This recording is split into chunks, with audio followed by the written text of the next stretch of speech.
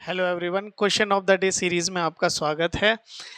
इस साल जो पेपर है सेक्शन बी में, उसका एक क्वेश्चन हम देख रहे हैं। मोस्ट इंपॉर्टेंट क्वेश्चंस की कैटेगरी में ये आ ही जाते हैं। देखो क्या है कि पी, क्यू और आर तीन पॉइंट्स हैं आपके पास, और ये एक ट्रायंगल बनाएंगे, और अगर ये ट्रायंगल बनाएंगे तो किस तरीके का ट्रायंगल बनाएंगे। ठीक है, तसल्ली से मैं आपको समझाता हूँ। तो सबसे पहले हम इसे करने वाले हैं डिस्टेंस फार्मूला से। बेटा, किससे करने वाले हैं? डिस्टेंस फार्मूला से।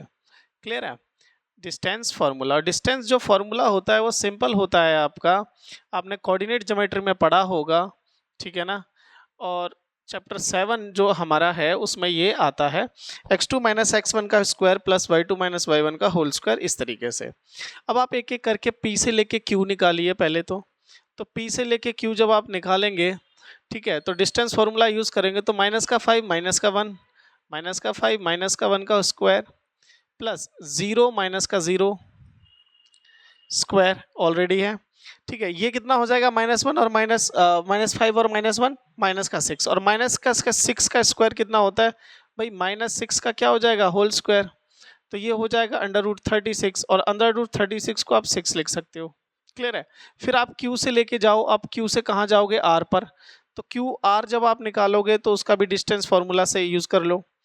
-2 -5 माइनस का 2, ये फॉर्मूले का माइनस, और ये ऑलरेडी माइनस का 5, और इसका क्या? होल स्क्वायर प्लस ये कितना हो जाएगा? 5 माइनस का 0 5 माइनस का 0 और ये होल स्क्वायर। ठीक है, अब देखो यहाँ ध्यान से सुनना। माइनस और माइनस क्या होता है? प्लस।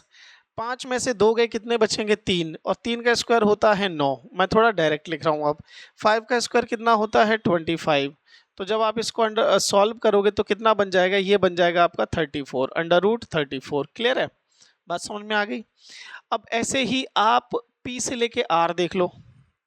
P से लेके R का डिस्टेंस निकाल लो, या आप साइड्स का डिस्टेंस निकाल रहे हो अगर ये ट्रायंगल्स बनाएंगे तो -2 -1 माइनस का 2 माइनस का 1 इसका होल स्क्वायर प्लस 5 माइनस का 0 का होल स्क्वायर। क्लियर है? तो आप सॉल्व करोगे, देखो माइनस का 2 और माइनस का 1 माइनस का 3। ठीक है ना? तो माइनस का 3 का होल स्क्वायर, अगेन मैं चाहूँ तो 9 लिख सकता हूँ डायरेक्टली, और इसका 5 25 हो गया। तो जब आप सॉल्व करोगे तो 9 + 25 अगेन आपका √34 बनेगा। अंडर क्या बनेगा? 34 बनेगा। क्लियर है?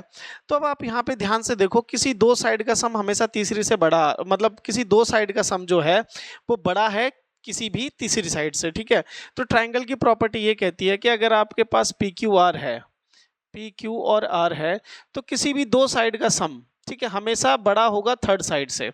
तो किसी भी दो साइड का सम हमेशा बड़ा है थर्ड साइड से। इसको जोड़ लो, इससे बड़ा हो जाएगा। ठीक है, क्लियर? यहाँ तक समझ में आया? अगर आप इन दोनों को जोड़ लोगे तो ये बड़ा है इससे, इन दोनों को जोड़ लोगे तो ये बड़े हैं इससे, और अगर आप फर्स्ट और इसको जोड़ लोगे तो ये भी बड़ा है, क्योंकि दो साइड से इसमें इक्वल हैं। क्योंकि दो साइड से इसमें इक्वल हैं तो आप लिख सकते हो as two sides are equal, as two sides are equal, then it is